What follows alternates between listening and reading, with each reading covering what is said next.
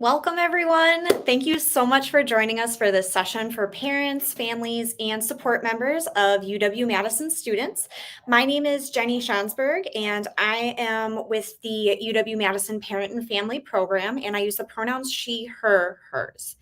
Today, I'm excited to introduce you to our partners with the UW-Madison and City of Madison Police Departments, who will be having a conversation today about safety both on and off campus.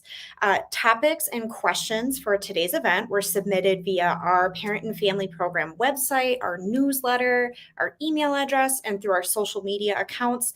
Thank you so much to everyone for taking the time to share these questions and comments with us. Before we get started, I would like to thank our partners at the McBurney Disability Resource Center for providing captioning for today's event.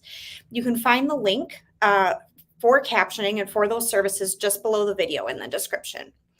I'm here as a resource throughout the event, and I'm going to return at the very end of the forum to close things out and do a couple announcements and wrap up. But for now, I'm going to turn things over to our partners with the UW-Madison Police Department and our moderator, UW-PD Communications Director, Mark Lovicott.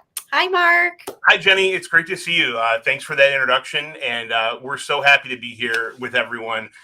Again, I'm Mark Lovicott. I'm the Executive Director of Communications at the UW-Madison Police Department.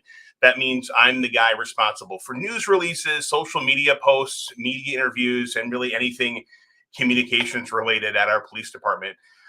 We've got two panelists with us today who will be answering your question. And as Jenny said, we really appreciate all of the great questions that you submitted. So thank you so much for contributing to that.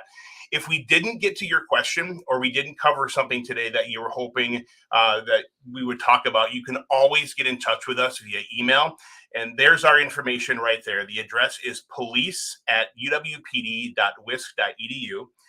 We've also got a great amount of information on our website, including all of our contact information. So you can check out our website at uwpd.wisc.edu. All right, let's get started. And we'll start by introducing our panelists. First up, we have UW-Madison Police Chief Kristen Roman. Good afternoon, Chief. Good afternoon. How are you? I'm great. How are you doing? I'm well, thank you. Tell us a little bit about your role at the department, Chief, and your background, things like that. You bet. So I am finishing my 6th year here as chief of the UW-PD. And prior to that, I spent just shy of 27 years with the City of Madison Police Department. So all told, I've been serving this community in public safety for 32 going on 33 years. So I'm very familiar with a lot of the issues that that we face as a community here in Madison, and have the unique perspective of sort of both that city police experience and campus community police experience. I know we'll be talking a little bit more as we answer some questions that you all have about the UW-PD and the role that we play on campus, but I did just want to sort of lay the foundation by letting folks know that we see our role here first and foremost as educators, and certainly here in support of the mission of the university, which is education. And so we're here to support your students and to be a part of that collaborative sort of wraparound team that helps our students and everyone here in this community be successful. So looking forward to the questions, and thanks again for pulling this all together. Yeah, thanks very much, Chief. Our second panelist, we'd like to introduce him, is City of Madison Police Department Lieutenant Shannon Blackamore. Good afternoon, Lieutenant Blackamore. Good afternoon. Thanks for having me. Absolutely. Tell us a little bit about your role at MPD, maybe a little bit about MPD as well, if folks aren't familiar. Sure. So I began my career here with the Madison Police Department in 2001. So I had the privilege and opportunity to work with Chief Roman in the past before she left our department.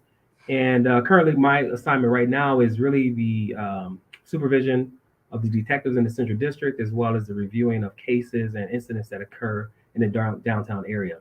Specifically, that includes areas around the University of Wisconsin campus. So that's primarily what my role is.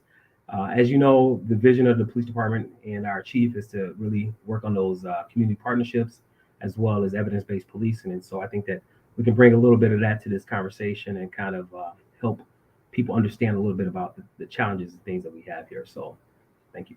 Yeah, that's great. We appreciate that partnership. We appreciate you being here.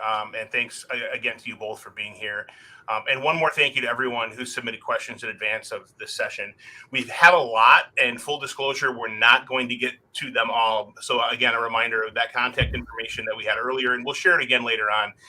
If you've got something that you're wanting to know and we didn't get to it, unfortunately, please just reach out to us. So let's get right into it. Our first question is one that we seem to get a lot, especially at the beginning of the school year, from new students and parents, and that has to do with us, UW-PD. What our role is UW-PD, in fact, a full-fledged police department? We get that question often. A little bit about our jurisdiction, things like that. So Chief Roman, I think I'll start with you on this. Can you talk a little bit more about UW-PD, how we enforce laws? You talked about that educational component that we're certainly involved in, and then a little bit about our jurisdiction, because that can be kind of confusing for folks sometimes. Absolutely. Yes. There's often confusion. It is, you're right, Mark. It's a question that I get a lot, and that is sort of what is a campus police department providing in terms of services, and are they trained in the same ways? Do they have the same capabilities and resources available to them that city police departments do? Because that's generally the frame of reference that most people have when they think about a police department. So I can start by saying, yes, we are a full-fledged police department. Our officers have the same training, certification requirements of any police department in the state of Wisconsin. So all of those things are the same with our department. So I would say we are a police department like those that you often think of, and then some. And the reason I say that is because we, as a campus public safety department, we have a lot of resources and certainly, I think, expectations from our community and of ourselves around the role that we play and the resources that we can sort of tap into with other campus partners to address safety issues across campus. And so I think in many ways that's a little bit unique for a campus police department, that perhaps a city police department doesn't sort of have the same opportunities that we do. We work closely with people across campus to address safety concerns and to respond to issues when they arise. We also work very closely with our city partners at the police department and other agencies within the city, given our position, geographically being nestled in the city of Madison. So we have services that are police, sort of criminal justice focused with our sworn officers. We also have non-sworn security staff who are across campus, additional eyes and ears and providing security in our buildings across campus. We also have an emergency management team. This is a team that is responsible for coordinating campus response to emergencies of a large scale that would have potential campus-wide impact. And so we're running through those scenarios and preparing campus for those contingencies or potential emergencies. That's just a bit of what we do. There's a lot of other things that we provide for our community that I think go above and beyond sort of a traditional police department.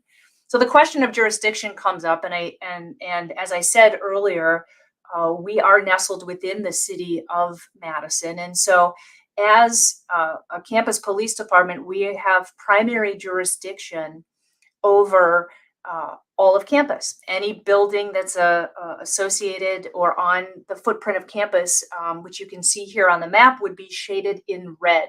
All of those are areas that if there is an issue that requires some sort of police response, UW-PD will be the primary responder into those areas.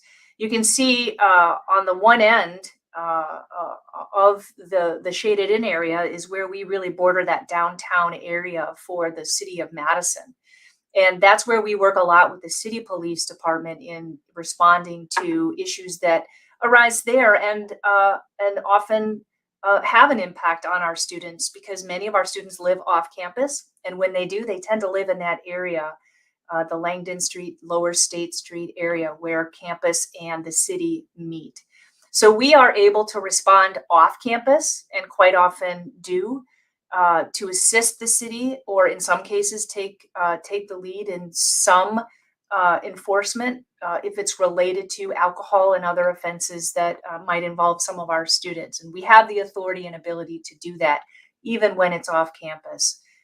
But as I said, we work very closely with the city on a lot of those issues and communicate regularly so that we can work together to keep everybody safe.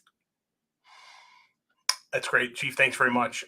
Let's move to our next question. We saw this one a few times from parents that were submitted. And Lieutenant Blackamore, I'll turn to you for this question. One parent stated that they feel it has become increasingly more dangerous walking on State Street due to a large amount of homeless individuals. Another parent asked about safety in general on State Street and nearby areas just off campus, as Chief was referring to. So, Lieutenant Blackmore, can you talk a little bit about downtown safety, special initiatives employed by MPD, and a little bit about our homeless population in the downtown area? Sure. Thank you for that. And I will say this, I think that everyone knows that the homeless issue has been here for years. Let's just say that. And it's not something that I look at as a specific causative factor for crime. Clearly, they do impact issues related to quality of life, sleeping in vestibules, blocking sidewalks, maybe some rude comments when people walk by. But ultimately, when you think about the violent crimes that are taking place in the city, particularly downtown, that's not the group that's really doing that. What we have is a location where a lot of people come from different parts of the city, the county, and to be quite frank, the state, to engage in entertainment types of behaviors here on State Street. So we recognize that. So one of the things that we have is what we call the Downtown Safety Initiative. Now, the Downtown Safety Initiative is basically funded through the City of Madison Common Council. And what that does is allows the City of Madison Police Department to pay officers overtime to work Thursday, Fridays, Saturdays, and Sundays. I'm sorry, not Sundays. Thursday, Fridays, and Saturdays, overnight, typically starting at 9 p.m. up until the bar hours of 3 a.m. And those officers are assigned specifically downtown to the entertainment zone in order to address disorder, crime, and other issues that come up. So that's one of the main tools that we have. We also have the ability to bring in officers from other districts when necessary. I think some people recall the incidents that we were having near State and Gorham that involved some weapons violations. And so we've had to buttress up our response to those areas as well. We also have a central community policing team, which I would say is one of the best. They are very proactive, and their job is to work those late night hours between Wednesdays and Sundays in order to address the same types of crime and disorder that are taking place. They also address those quality of life issues as well. But I think the elephant in the room for us when we're talking about issues that happen downtown, it relates to the issue of alcohol, whether that's overconsumption or overserving. And that is something that I don't think is going to go away anytime soon. I'm from Illinois, and when I came to Wisconsin, people in Wisconsin, they like to drink. So that's not going to change. But what we have to do is we have to manage our resources to kind of effectively respond to issues that are a result of a lot of the alcohol that is consumed in that particular area of the city. There's also a BURN criminal justice initiative grant that's being administered by the Public Health Department. It's a partnership with the Madison Police Department. And really, it's focusing on reducing the violence in the entertainment zone through crime prevention through environmental design, as well as the idea of safety ambassadors who will be on the lookout for suspicious or unsafe behavior that is taking place, and also trying to provide resources as well. We're also going to work on some bystander and bartender training. Bystanders who observe things. How do you actually report accurate information, detailed information that can help responding officers? So those are some of the things that we're doing and we're working to help prevent and reduce crime in that area. That's great. And this reminded me, and Chief Rowan, I'm going to turn to you for this question. We have a downtown liaison officer as well, Diego Lema Hernandez, great officer who partners regularly with some of those downtown initiatives and downtown officers, and is a really, really good resource for some of our off-campus students. Yeah, that was a dedicated position that we put in place before the pandemic struck, and the intention behind that position really was to blur the lines a bit in terms of that jurisdiction that we talked about earlier, recognizing that so many of our students are in that lower state Langdon Street area, and it was really the first time that our department has dedicated a full-time resource off campus. And I know that can sometimes generate question in terms of why would we dedicate a resource to the city, if you will. But we see it really as dedicating a resource to our students who happen to be living in the city in close proximity to campus. And so that position has really been a great sort of liaison role with the city and getting that information flow back and forth, but also in building those relationships with all of our students in that area. And they see him as a resource, and they know him by name, and are able to turn to him if they have questions or need assistance. So That's great. Speaking of safety initiatives, Chief, I wanted to ask you a little bit about this. We had a couple of questions from parents about this, and that specifically was walking late, particularly late or early in the morning on campus. One parent asked what services are available for walking home at night. Is there a buddy service? So Chief Roman, can you talk a little bit about some of those types of resources that we have available on campus that would be helpful for parents and their students to know about? yes, we have a program on campus called Safe Walk. Some campuses, as you may know, have other forms of transportation that students can take advantage of. In our campus, we walk, and so there are trained staff through Safe Walk who are available when called to come out in pairs to walk with any of those students, singular students or more, to get them from point A to point B while they're on campus during those hours. And so that's been a dedicated resource for some time. We also have some other ways that we come at this, and that is that across campus, as students are walking around, we have, like many campuses, we have strategically placed blue light phones that are a direct connect to our dispatch. So that is an aid that students can see easily after dark as they glow with that blue light, and can certainly go to one of those phones if they need immediate assistance and pick that line up, and it'll come right to our dispatch. Recognizing that most students also have cell phones, and that tends to be the primary way that they do most things. Oftentimes, as they're walking around campus, they've got their head sort of buried in their phones. And so we encourage students to have that situational awareness. But we also know that we can encourage students to use that cell phone as a tool. So we have an app called our Whisk Guardian app that students can download. And we've told all of our students about this through the SOAR orientation, and our officers are talking to students in the res halls and recommending that they download this app. So parents, ask your student if they've downloaded the Whisk Guardian app. It's available for iPhone and Android smartphones. And it's an app that allows them to also have some direct safety connections with one touch of a button to the PD, lists other potential campus resources and ways to get in touch with them, and also has some sort of nifty features that they can program in contacts, people and phone numbers, so that if they are walking from point A to point B, they can set an estimated time of arrival, and the phone and the app will track this. And if they don't arrive at their destination, then the app will automatically contact that emergency person that they've listed to be contacted in those situations. So there's other features that this app has. So again, I encourage parents to encourage your students to download that app, and certainly the Safe Walk program is something that we do a lot of promoting around as well. Yeah, and I did want to talk really quick about Safe Walk, and I think we have a graphic we want to show because it does have some really good information about the services and how people can request services. And We'll get that up shortly, and parents can send that to their student, and they can call or text a phone number. Safe walk hours are every day of the week, 7 p.m. to 1 a.m. There's the number 608-262-5000. So maybe you want to grab your phone and take a snapshot of that quick. Safe walk is provided by transportation services, and escorts do undergo training with us. They carry a radio in case of an emergency.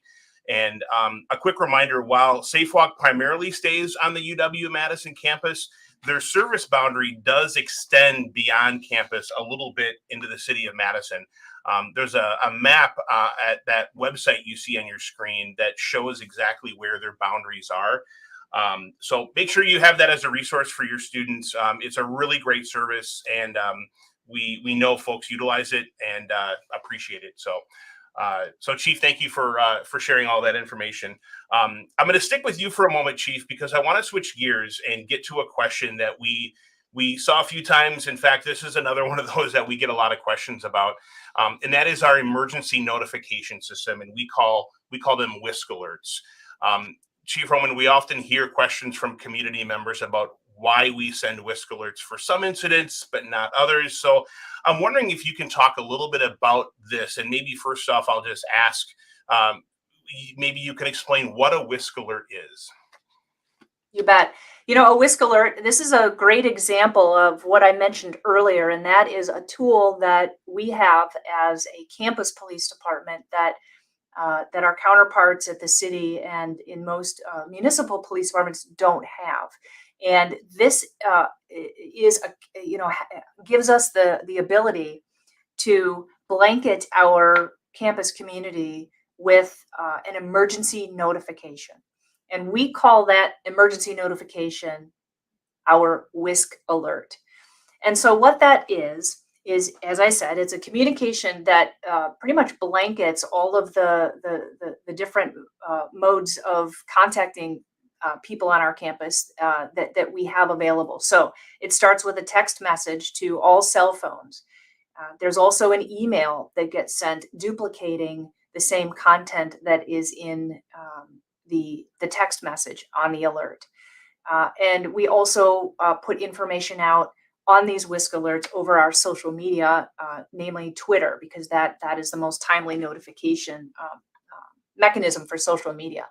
And so a WISC alert will hit all of these different angles and is intended to provide our community with information that an emergency is actively occurring and provides some basic instructions or information about steps that people can take to keep themselves safe. Now, there is a limit to the number of characters and the amount of information that we can put out on these alerts. So they are very brief by intention. And they are really only designed to provide the necessary information because a situation is unfolding and it's happening now. And we want to make sure our community is aware of it. So an example would be if we had, let's say, a fire in a building, we would note the address, the location of that building.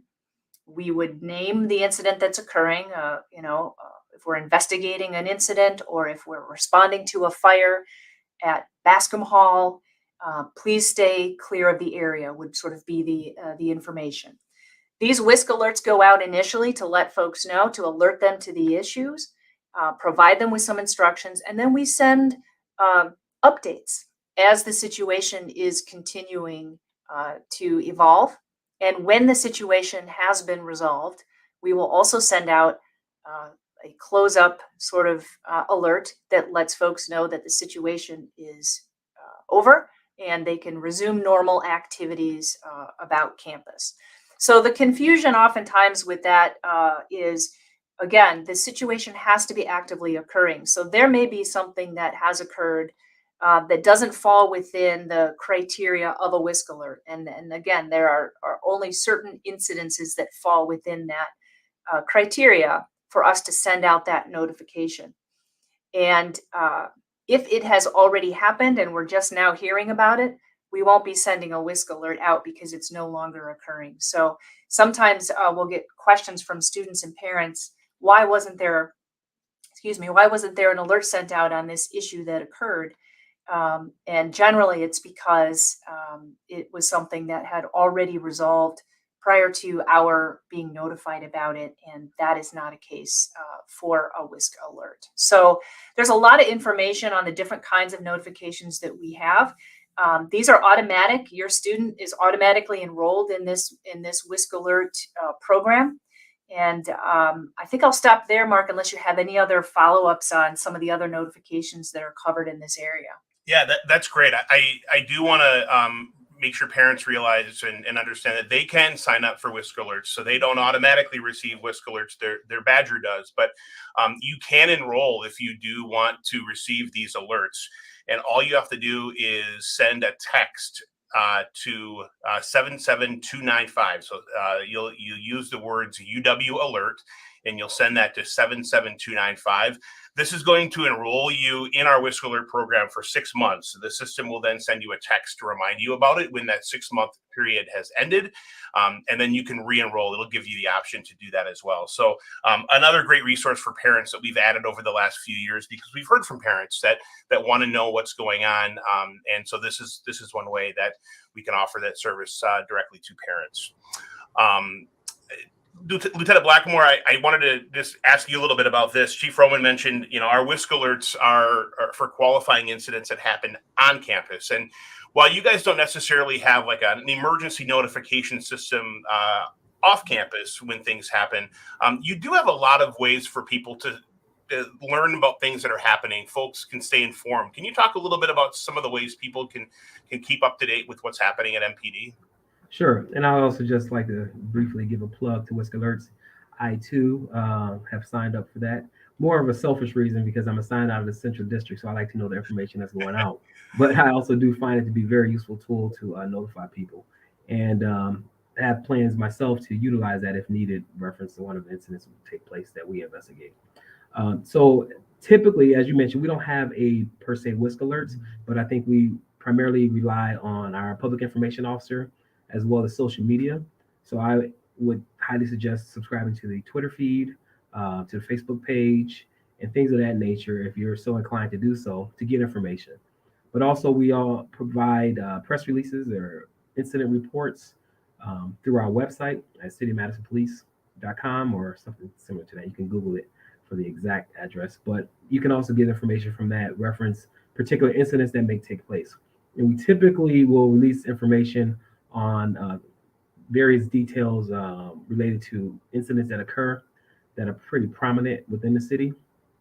You won't get many details pertaining to people's names and things of that nature, but it'll be similar to the Whisk Alerts where we'll announce where the incident may have occurred, the type of incident that we're investigating, and whether or not there's any safety information that's associated with that. So that's kind of how we approach it. And also I think the obvious thing would be if you see 30 squad cars rolling around in the area, it might be a good chance that you can check Twitter or something of that nature to give us a call. So thanks for putting that website up. Yeah. And you guys have a lot of resources available. And I should also mention that, my role as a communications director here, we oftentimes will put out press releases, news releases, things on social media that may not qualify for a whisk alert or any sort of alert, but it's a high profile incident that happened and we want our community to know about it. And all of those can be found on our website if folks are wondering what might have happened and it was a pretty high profile incident. Thank you, panelists, for your wonderful input so far. I just wanted to acknowledge that we're about halfway through our event. And for those of you just joining us or joined a little late, just want to take a moment to welcome you all. We're so glad that you're here with us today. If you missed the first part of our event or you want to go back and rewatch something later on, maybe share with your student or another family member who couldn't make it, these sessions are automatically recorded and available at the same link that you clicked on to get here today. So whether you're watching on YouTube or on your phone or your desktop or whatever it is, you can come back to this content anytime. Go back to the beginning and watch again. I do also want to remind everyone who's watching that we do provide closed captioning courtesy of our partners at the McBurney Disability Resource Center, and you can find links for captioning in the description listed just below. One more time, if we do not get to your question today, you can reach us through the following. Our email address, police@uwpd.wisc.edu. You'll also find tons of information on our website, uwpd.wisc.edu. We got a lot of questions, and we're probably not going to be able to get to all of them. So if there's something you really want to know about, you can either check out our website. You might find answers there. More than likely you will. But if you don't, just send us an email and we'll connect you with the right folks. Okay, let's move to our next question. One parent asked, I'm curious why there are few, if any, emergency phones located in the Lakeshore area, especially in or near residence halls. Chief Roman, you talked a little bit about this earlier today. We've got about 140 emergency phones scattered throughout campus. And the use of those phones and the locations, that's something we've actually researched over the last few years. Yes, this is one of those questions that we get often from our students in particular as they are focusing in on those areas that they're traversing regularly, like Lakeshore Path. And we've gotten this question about the phones. Yes, we've gone around and we know exactly how many we have.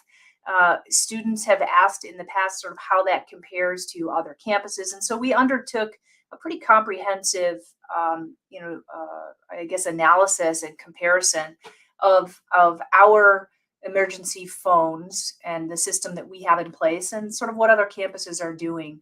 And, for the size of our campus, we definitely have, with these 140 emergency phones, we have them well placed, and they're pretty easy for our students to access. The truth is, though, when we look at their utilization, they aren't used. And I don't think that comes as any surprise because, as I mentioned earlier, most of our students have cell phones now. And so we test these emergency phones that are scattered throughout campus and make sure through a regular testing protocol that they are operational. And so those are still an option. But aside from probably a handful of crank phone calls, which probably wouldn't surprise any of the parents here listening, that tends to be what we get most. I think when we did the study on this program a few years ago, now this was before the pandemic, we did find one call over a period of, I think it was 3 years, that was what we would consider sort of a legitimate call for assistance. And so we definitely want to have that as a tool, even if it's just for that one call every so often. But the truth is that we have ample quantity of these phones placed throughout campus. And they're just really not something that our students tend to go to when there is a need for police assistance. They're either calling for help audibly and somebody else is activating our services, or they're just taking their phone and dialing 911 and getting the help that they need. Great insight, Chief. Thank you very much. Our next question deals with safety off campus, in particular with rideshare services. One parent asked us, please share your thoughts and advice on female students using Uber and or taxis, an example to get to the airport, to an event off campus. Lieutenant Blackamore, I thought I'd turn to you for that question. Are you able to offer some insight and maybe some general safety tips for folks? Sure. First of all, I think that is a personal decision. If you're comfortable utilizing those rideshare services, by all means do so. But I think the number one thing that we need to keep in mind here is to practice the buddy system. If you're going to go out, you're going to have a few drinks, take somebody with you, communicate with your family and friends, and let them know what your plans are. Whether or not you choose to take a cab or a rideshare like Uber, it's kind of a personal decision. I personally don't see any issues with that. I have children of my own, and I have no concerns with them utilizing rideshare as well. I would certainly recommend that before someone would drive intoxicated. So that's kind of what my thought process will be on that. But again, if we can go back to the fact that when downtown or going out anywhere for that matter, if you're going to be intoxicated or partaking in some drinking, then make sure you take somebody with you and just communicate with family and friends. So that's what I would say. Yeah, all great advice. Okay, we're going to switch it up a little bit for our next question. One parent asked, I see UW-PD advertising on TV that they are hiring officers. Is UW-PD short-staffed? And if so, what are you doing in the meantime to keep our kids safe?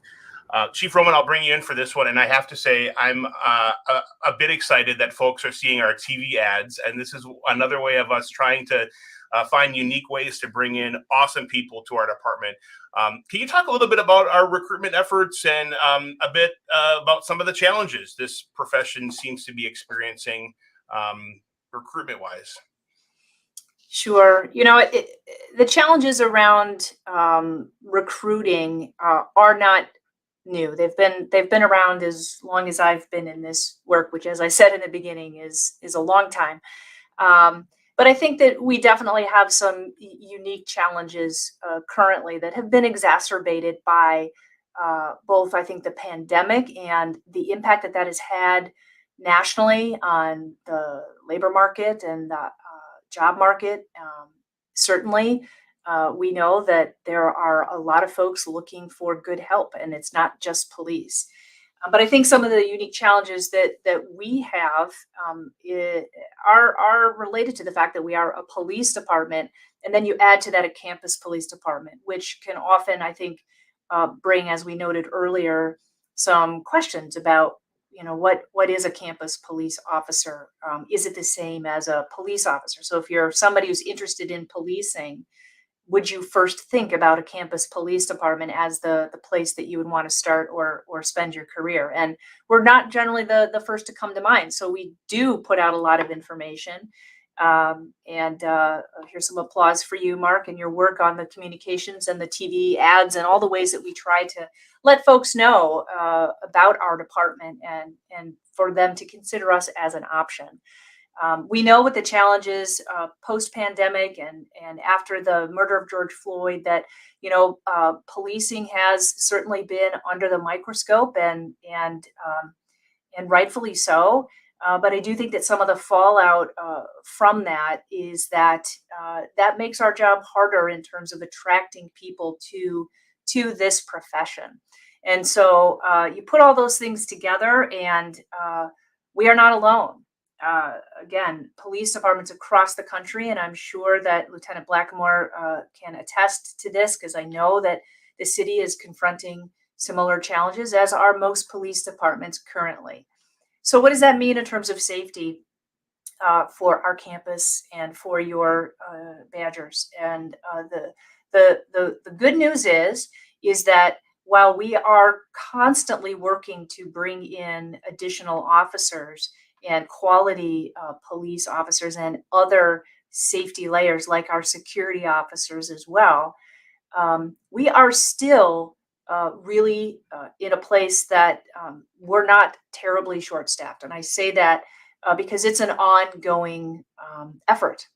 And so we dedicate a lot of time and resources to make sure that we don't fall far in the hole because it's really hard to dig out of that. And so we have it as a priority, and we have been successful in being able to keep our heads above water, if you will, in terms of those staffing levels. Our officers are asked to do a lot in terms of that field response, but we also manage a lot of special events here on campus with football games and all sorts of other events that take place. And so we are fortunate to have the support of campus administration all the way up to the chancellor. And they understand that safety is a priority, not just for UW-PD, but for the campus. And so we have that support to continue to add the resources that we need and to grow. Student enrollment is increasing, and we need to keep up with that. And we have the support to be able to do that. And now the challenge is just to try to make sure that we get those quality people in the door who can help us out on that. And we are incredibly grateful for our campus partners and their support. Lieutenant Blackamore, I just thought I'd ask you the same question. As Chief Roman alluded to, this is not a UW-PD issue. This is an issue police departments all across the country face, and I assume MPD is no different. And you guys are finding great ways to recruit great folks to your department. Absolutely. I would say I concur 100% with Chief Roman on the challenges right now associated with trying to attract talent to the policing profession in this current environment. What I can tell you is that the city of Madison, the residents should notice no change, because what we have is an established staffing minimum for every shift. So at the least, we're going to have a certain amount of officers on the street at any given time. The problem becomes the internal stressors that creates. People are ordered on overtime. They have to take days off and cancel them. And then there are staffing holes that might be put on days out in the future. So it really affects the health and wellness aspects of officers internally. But as far as the citizens of Madison, particularly those downtown, you're still going to have the same number of officers on the street. It just depends whether or not those officers are going to be a little bit more tired than the ones who would normally be working that shift. With respect to the recruitment, I think it's really important to understand that we have to come up with new ideas. And one of the directives that our chief has is to have an academy eventually that is made up of more diverse backgrounds as a majority. So we have an initiative currently, which is the minority officer recruitment effort. In addition to that, we're also offering bonuses up to $4,000 for individuals that sign on with the police department. Now, what we're trying to do is attract talent from other parts of the country, the city as well. But we're going to other parts of the country to try and bring some talent that may not have normally been explored back in the past, and bring those individuals to the city to see what we can offer. And I think that is proven to be very, very fruitful. We're also doing some outreach to the candidates that we think might be interested in trying to pair them up with a mentor within the department so that they can help guide them and shepherd them through the process of hiring. I recall when I got hired and back in 2001, I think we had like 1,900 applicants for like 31 spots. And we're down in the hundreds now for 20, 30 spots. And I think we just have to accept that the environment we're in right now is challenging, and we still want to attract the best. So we don't want to hire just anyone. I think that has long-term detrimental effects on the department and on the city as well. So that's pretty much my spiel on that. And I think that we can do better, and we are doing better. Chief Roman, you've got anything else you want to share on this topic? Yeah, I'm really glad that the lieutenant brought up some of the areas of focus that they're working on, and some of the tools they're using to try to add incentive. We're doing similar things with some of those bonuses that he mentioned in terms of getting folks who, sort of like that signing bonus when they join UW-PD. We're also recognizing that our own people are our greatest recruiters, and have really sort of encouraged them to go out and look for that person that they want to work alongside. And there's some incentive for those employees who can do that and bring in somebody who's successful here at the UW-PD as well. Because this is a challenge that a lot of departments are facing, and as the lieutenant mentioned, we too are looking to diversify our representation within our sworn ranks in particular.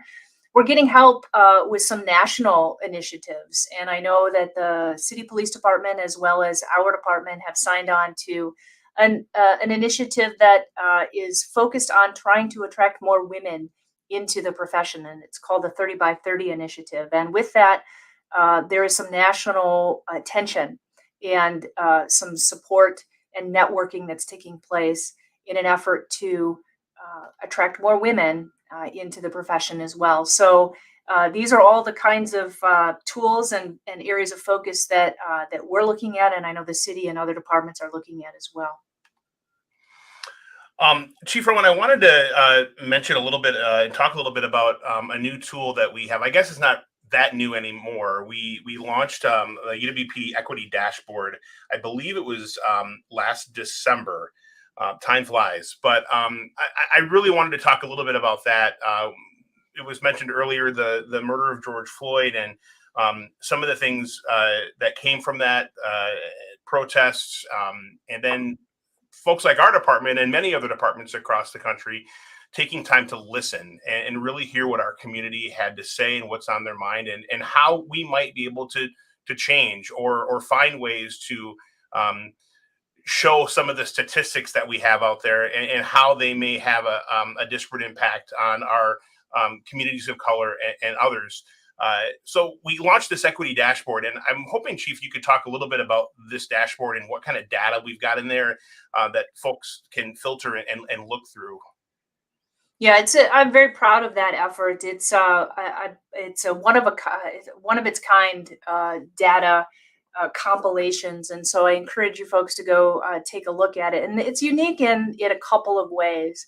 And the first is, as you mentioned, Mark, that in the aftermath of of the killing of George Floyd, and as you all recall, this was sort of at the I don't even know if I could say it was the height of the pandemic. It's hard to pinpoint that.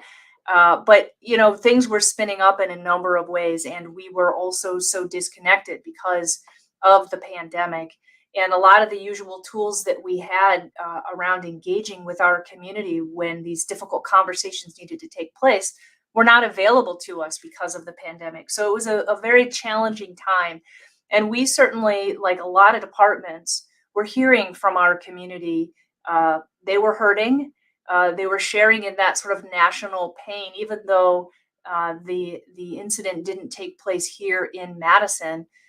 We certainly felt the impacts of that, and so we were hearing from our community and responded immediately with action. Not only did we make a statement, as many did, sort of coming out, obviously speaking against all of the issues and incidents that took place in Minneapolis, but we promised to do more than that. And so we embarked on an 18-month. It ended up being about 18 months of listening, as you noted, Mark, to our community. And so one of the things that I'm proud about with this dashboard, this data dashboard, is that it isn't something that we created on our own. It's not information that we decided as a police department that our community should know. Instead, it was co-defined. We listened to our community. We asked those key questions about what does it look like? What are the measures that they would point to as indicators that we are a department that is policing in fair and equitable ways? And so we used that information to create this dashboard. And it's not unusual for police departments to gather data. City does it, we do it, departments, we collect a lot of data. And most of us, the vast majority, put that information out on our websites in some way, whether it's use of force or other complaint information. All that sort of data is something that we have and have collected for many years. And that is available to our public. What's different about this dashboard is that, again, our community, told us what were those key sets of data and indicators that would be evidence to them that we were practicing fair and impartial policing. And so the data dashboard really has an equity lens applied to it. So it takes a large amount of data that we already collect, filters it through that sort of equity lens, and allows the user to use different drop-down menus to really get at key questions about the citations that we issue, the traffic stops that we make, the force that we sometimes use, and all of those things. So there's a lot there, and I welcome any questions that people might have if they go kind of take a look at that. But it definitely is a resource that we have found beneficial for ourselves. Again, the promise is that we want to know and ask those questions. Are we having an impact that maybe is sometimes unintended? And if so, what can we do about it? And so this dashboard is a tool for us that we consult regularly every quarter, bring in our community, look at the data, and if it points to some sort of disparate impact, we ask questions about why that is. And we take that deeper dive with our community to kind of take a look at that and then decide if there are some strategies that we need to employ to remedy that. Yeah, it really is a fantastic resource and a lot of information, great information, great insight. So we hope you all take a look at that, and please reach out if you have comments, feedback about that. We've got time for one more question, and this is one I think is a really important topic, and that is scams. Unfortunately, there are people out there who try and take advantage of not just our students but all of us. Chief Roman, I know we've talked about this with many others. We had a forum last week with international students talking about scams. would you be able to talk a little bit about, Chief, what types of scams we typically see and how people might be able to spot them?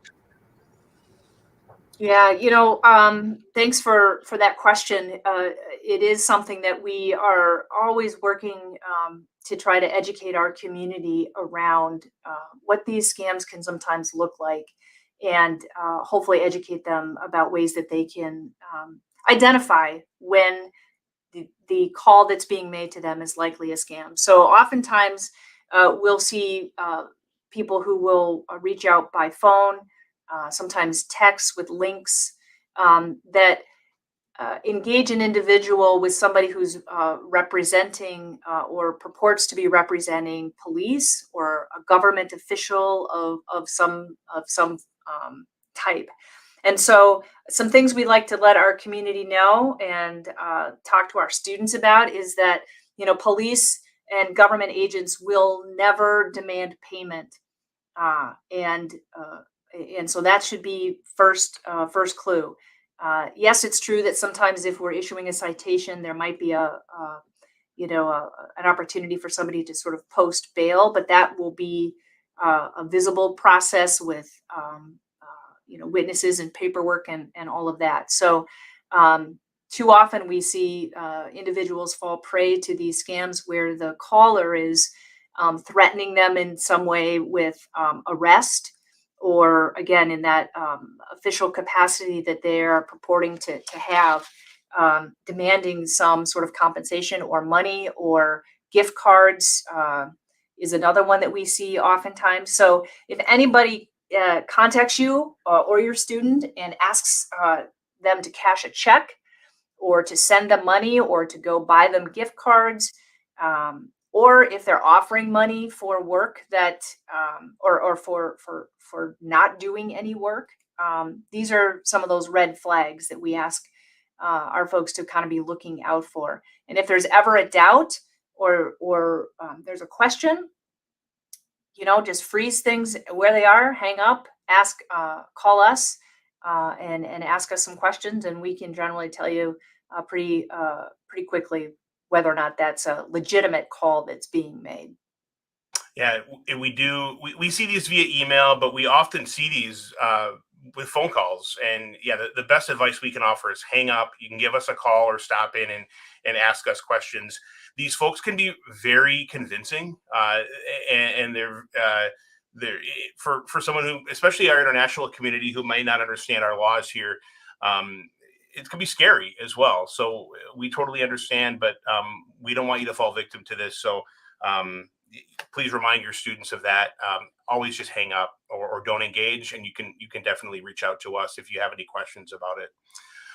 I think we're so short on time. We have more questions. I wish we could ask more, but we're running really short. So as we end our time together, I thought we turn it over to our panelists one more time for any closing thoughts.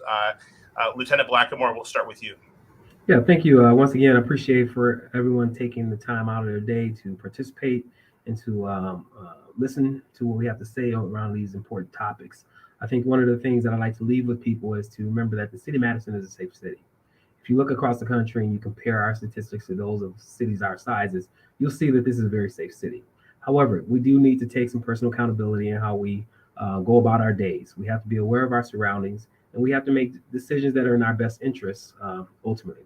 And that could be from walking down the streets in Chicago, St. Louis, or here in Madison. You just have to be aware of your surroundings and take that into account. If you see something, say something. I think that's very important. Do not be afraid to call the police. That's our job. We respond to calls for service. And if you have any questions that you or concerns, reach out. Call the police department, speak to your neighborhood officers, or just wave down a patrol officer that's driving by in a marked squad. And we'd be more than happy to help you and to assist you and answer any questions that you might have. Okay. Thanks, Lieutenant. Chief Roman, your final thoughts. Yes, thank you again for coordinating this and for all of the folks who sent in these fantastic questions. Lieutenant Blackamore is, I agree with his assessment that this really is a safe community, both on and off campus. Please be assured that we work together from a public safety standpoint the City of Madison Police Department and the campus police department are working together to help keep your student safe. As I mentioned earlier, please know that we see our role on campus as part of a team and as part of that shared mission. And we talked earlier about those recruitment challenges and the competition that we face from other departments out there to attract and retain the best of the best. And I can tell you that our officers have choices to be somewhere else, and they've obviously chosen to be here because they like this community. They like working with your students and supporting your students and helping to keep them safe. And so please know that we are here for that reason. And we are also here to support you. I welcome any questions that you might have, as the lieutenant pointed out. Feel free to reach out if you have concerns, if you have feedback, or if you have questions about how we've approached something, or just need some reassurance. We are here all the time, 24/7, and you can reach out to any one of my staff or to me directly. I encourage you to stay in touch through our social media links. We have the Twitter accounts from the police department. I have my own as well, if you care to follow that. So feel free to reach out anytime. And on Wisconsin. Chief Roman has some pretty good Twitter content, so I would put a plug in for that. You should all follow Chief Roman. She does some great stuff. Chief, thank you so much. Lieutenant, thank you again, and once again, thank you to every one of you, parents and family members, for your interest in this topic and for submitting questions. Once again, if we didn't cover something today that you were hoping we would talk about, please reach out. There's our contact information. Email address is police@uwpd.wisc.edu. And once again, we've got tons of resources on our website. Your question may be answered there, so feel free to check our website out, do some searching there, uwpd.wisc.edu. I will turn things back over to Jenny to wrap things up for us. Jenny, thank you so much for your partnership. We always enjoy working with you, so thank you. Absolutely. Thank you so much, Mark. And thanks to Chief Roman and Lieutenant Blackamore for your time and insight this afternoon. I know our parents and our families so appreciate you taking the time to reassure them that this is a safe place for their student, and that we're doing all that we can to keep it that way. So thank you all so much. As a reminder to everyone watching, this session is recorded and you can watch it again at any time using the same link you used to get here. The Parent and Family Program is also your central resource. We're here for you, and we're happy to answer any questions you may have, either about our conversation today or any topic that helps you to support your student. Lastly, we want to remind everyone, save the date. Our next Badger Family Forum is going to be on November 10th. That's also a Thursday, from noon to 1 p.m. Central Time. And the next topic we will cover is finishing strong. So how to support your student as they finish out their semester. We will have representatives from University Housing, Academic Advising, University Health Services, and the Center for First Year Experience to answer your questions about homesickness, exams, and what it might be like when your student comes home for winter break, because it may be a little different than you remember before they kind of were on their own for a semester. If you have a question you would like that panel to answer in November, you can email us directly, parent@uwmad.wisc.edu. And as always, you can visit our website for the latest news and updates and all things Badger family related. So thank you again so much for joining us. Take care, and on Wisconsin.